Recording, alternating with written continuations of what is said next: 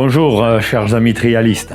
Alors aujourd'hui on va faire un petit tuto de mécanique et on va parler de l'embrayage des motos modernes. Donc c'est des embrayages à diaphragme et on va en démonter un, le nettoyer, le mesurer et le remonter évidemment. La plupart des motos aujourd'hui sont équipées d'un embrayage comme ça. Ça a été un petit peu la révolution, c'est arrivé dans les années 2000 et aujourd'hui les marques maîtrisent vraiment ce système et en trial aujourd'hui on n'a rien trouvé de mieux. Donc on va attaquer le démontage d'un embrayage à diaphragme, on va le mesurer, le nettoyer, vous allez voir ce qu'il faut faire pour l'entretien. Alors cette moto, qui est une moto assez ancienne, qui est de 2020, on va voir un petit peu ce qu'on va trouver là-dedans. Je l'ai déjà vidangé, on va voir un petit peu comment a vieilli l'embrayage de cette machine. Première chose, on va défaire le kick.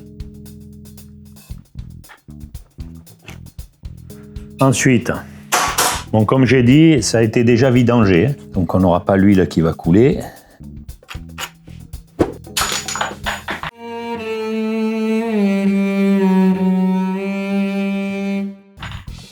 Ah bon? On la retrouvera tout à l'heure.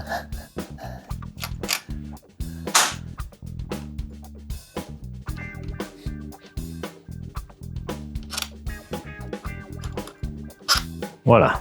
Si vous pouvez vous récupérer un sando pour pouvoir ranger le carter pour plus qu'il vous ennuie. Donc là, on ouvre, on met le sando, on l'attache là au câble ici, voilà. Et ça nous gêne plus pour travailler là. Et on va prendre une clé en T, c'est du 10, pour enlever le boulon central. Donc on l'a là, on attend la compression pour défaire ce boulon central qui tient en fait tout l'embrayage. Voilà, il est parti. Donc maintenant, regardons bien pour rien perdre. On va sortir l'embrayage complètement et on va le sortir comme ça. On va se retrouver avec un gros roulement, le paquet de disques et la cloche d'embrayage.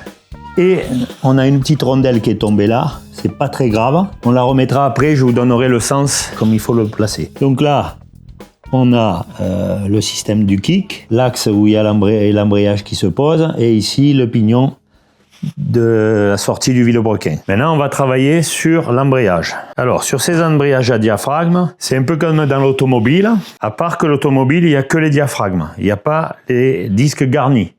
Nous, c'est une espèce de mélange entre disques garnis, il n'y en a que 3, et les diaphragmes au milieu. Donc là, on a 10 écrous de 7 clés de 7. Alors moi, je les débloque un après l'autre. Là, voilà. On va les débloquer. Tac. Ils sont serrés très fort. C'est peut-être pas la peine de les serrer autant. Ça y est. Et après, je me les termine avec la visseuse. Voilà. Voilà. Alors maintenant, on va avoir plusieurs pièces empilées une sur l'autre. Donc on a déjà ce qui permet de rendre l'embrayage plus dur, plus rapide ou plus doux. Donc c'est cette flasque-là qui est vendue en aftermarket avec plusieurs épaisseurs. Normalement d'origine, c'est un médium. Donc vous aurez normalement un M gravé. Donc s'il n'y a rien de gravé, c'est que c'est un M, médium. Et vous pouvez avoir le soft, le S, c'est gravé un S. Ça veut dire que l'embrayage est beaucoup plus doux, plus souple. Ou un H de hard. Et là, le H, ça donne un embrayage plus brutal et plus violent. Donc ça, c'est un peu à la conduite de chacun. Après, c'est ici que la saleté vient se loger. Alors là, par exemple, vous voyez, on va sortir cette flasque-là. Et là, on voit qu'il y a de la limaille, ici. Donc quand on nettoie son embrayage, on défait ça et ça, parce que là, on a souvent de la limaille qui vient s'incruster ici. Donc là, on prend, bien sûr, l'essence, le bac à essence, le pinceau, et on décape tout ça. Voilà, bien propre. Pareil pour lui. Voilà. C'est pareil, tout ça bien propre. Et ensuite, on va avoir les diaphragmes.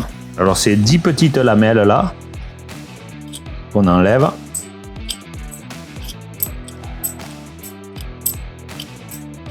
Voilà les 10. On les met pareil dans l'essence.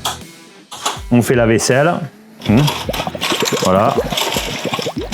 On les nettoie, qu'elles soient bien décapées. Voilà. Bonne vaisselle. On récupère ça, on met à sécher. Alors après, on a nos disques d'embrayage. On les sort. Et là, on a disque garni, disque acier, disque garni, disque acier, disque garni. 3 garnis, 2 aciers. C'est le moment de les mesurer pour savoir si l'embrayage il est encore bon ou pas bon. Donc quand vous les mesurez, vous empilez vos disques comme ça. Vous prenez le PAQ, le pied à coulisses, et là vous mesurez le sandwich, là, enfin l'hamburger, vous l'appelez comme vous voulez. Et là, on doit se retrouver à 9,98. C'est hyper précis. Donc on est à 9 ici et j'ai le 98 là. 9,98, l'embrayage est bon. Il n'a pas gonflé, l'épaisseur c'est la bonne, donc cet embrayage marche bien. Si on avait été à 9,95, on aurait eu les lamelles qui auraient été très vers le bas, ici. Et si on avait eu plus de 1, on avait les lamelles qui étaient relevées comme ça. Pour que les lamelles soient à peu près plates, il faut qu'il y ait 9,98. Alors ça, les garnitures, ne pas les laver à l'essence. Il faut les laisser comme ça, les essuyer avec un chiffon pour s'il y a de la limaille dessus ou quoi que ce soit. Parce que ça, c'est des garnitures organiques et elles risquent de gonfler. S'il y a un élément dedans dans l'essence qui est très synthétique, ça peut arriver à les faire gonfler. Et à ce moment-là, vous ne retrouvez plus la mesure.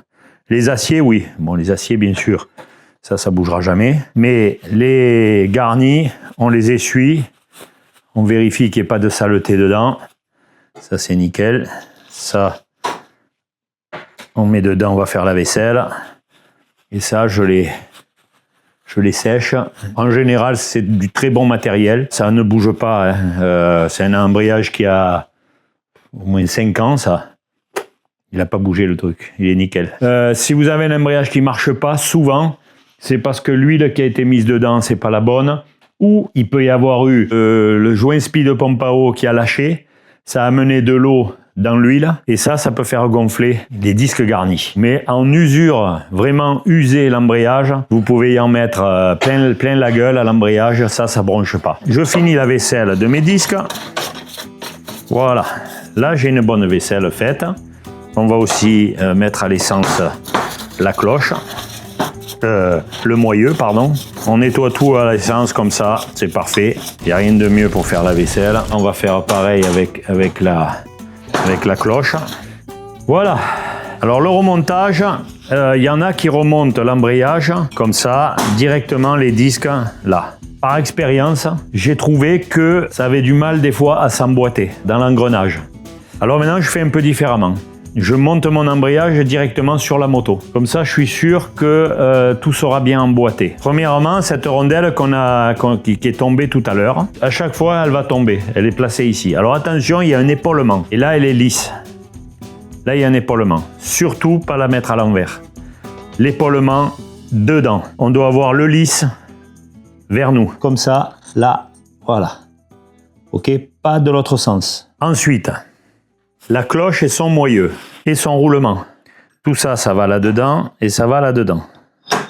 Si vous montez tout ça libre, avec le jeu, ça va rentrer. Si vous avez mis au préalable déjà les disques et vous avez monté tout l'embrayage sur l'établi, quand vous allez aller là, ça va mal se passer. Des fois, oui, mais souvent, non. Donc moi, maintenant, je le fais comme ça. Voilà, j'essaie d'attraper le cran. Tac, voilà. Et maintenant, je vais remonter mon embrayage. Donc je les sèche parce que s'il reste de l'essence dessus, enfin, si l'essence n'a pas séché, ben, ça va mouiller les garnitures, donc pas bon. Donc là,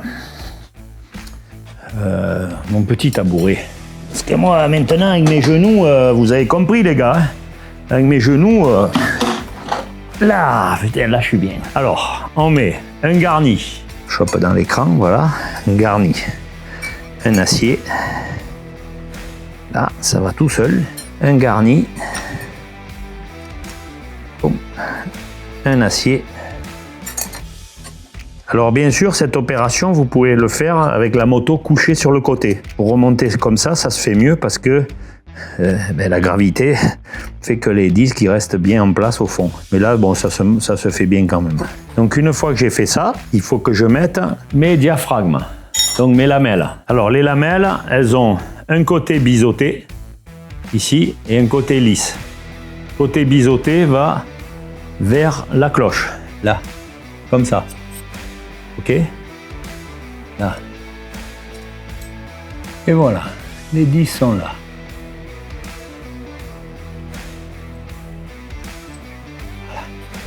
Bien sage, hein, bien sage. Alors après, il m'arrive cette grosse flasque. Ici, bien essuyée, voilà. Donc elle, on va la mettre là, vous allez voir, les plaquettes, elles vont se remonter. Là.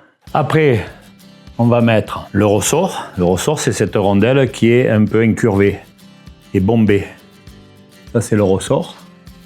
Alors lui, il tiendra que si je mets cette cale. Voilà. Cette cale, et là, je commence à mettre la première vis des 10. Voilà, j'en mets 2. Après 2, ça sera bon, ça me libère. Ça tient tout seul. Alors là, maintenant, je vais présenter toutes mes vis.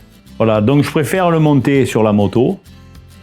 Parce que plein de fois, je les ai montés sur l'établi, amener la flasque là, et ça coinçait. Parce que comme il y a quand même un peu de jeu, ben, ce jeu-là, on ne le retrouvait plus. Et on n'arrivait plus à monter la flasque jusqu'à qu'il y ait des énervements. Et il existe plusieurs types d'embrayage, du coup? Alors après, il y a le multidisque. Donc ça, c'est des vieux embrayages qui sont plus d'actualité. Toutes les marques qui fabriquent un nouveau moteur de trial maintenant mettent ce système-là. Avant, il y avait l'empilement de disques, c'est-à-dire qu'il y avait 6 ou 7 disques garnis et des disques acier et une flasque qui faisait simplement ça. C'était, on appelle ça le multidisque. Mais vu les contraintes du trial aujourd'hui et ce qu'on demande à l'embrayage aux motos, on peut plus mettre des multidisques. Alors j'ai réglé ma machine à très peu de force pour pas écraser le filetage. Je les finirai doucement.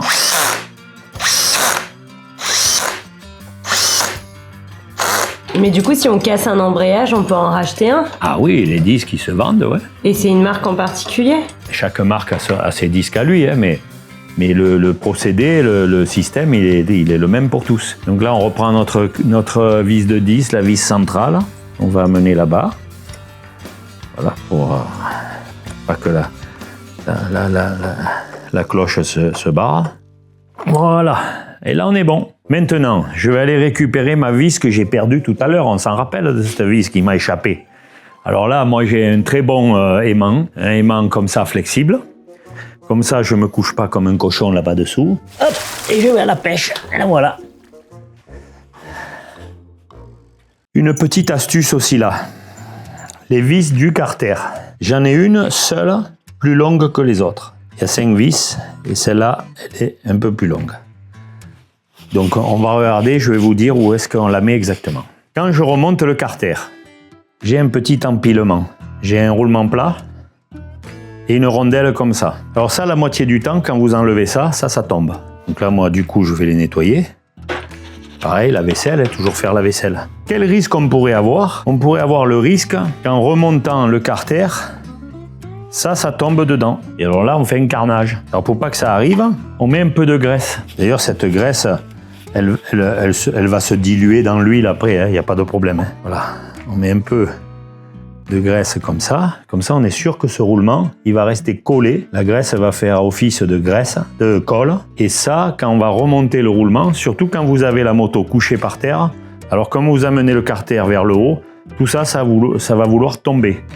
Donc il faut à tout prix mettre un petit peu de graisse pour que ça reste collé. Après, elle va se dissoudre dans l'huile, pas de problème. J'empègue là, et avec ça, je suis sûr que si je bouge mon carter dans tous les sens pour essayer de le mettre, ça tombera plus. Alors, là, maintenant, j'amène mon carter ici. Je suis sûr que je ne vais pas avoir la rondelle plate là-bas qui va tomber dedans. Voilà. Et là, c'est le moment de remettre mes vis.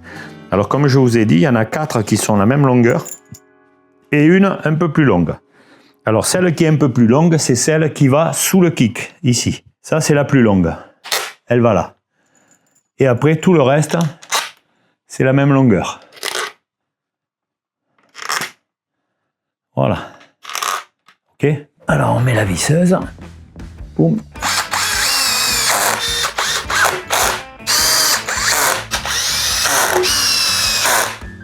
Et voilà. On jette un coup d'œil là. Il n'y a pas de souci, ça marche impeccable. Reste le kick. Le kick, on se le met là. Là, trop bas. Là, bien. Sa petite vis. Et voilà les amis, l'embrayage est fini. On a fait le nettoyage, le contrôle. Alors la fréquence, ça dépend le nombre de fois que vous utilisez la moto, mais entre 2 et 1 fois par an, ça suffit. L'huile, bon, je ne l'ai pas remise, mais sachez que pour une TRS, si votre machine n'a pas le démarreur électrique, c'est 350 ml de la clutch trial qui fonctionne bien avec ce type d'embrayage. Et si vous avez un démarreur électrique, il faut 450. Au revoir tout le monde, à bientôt.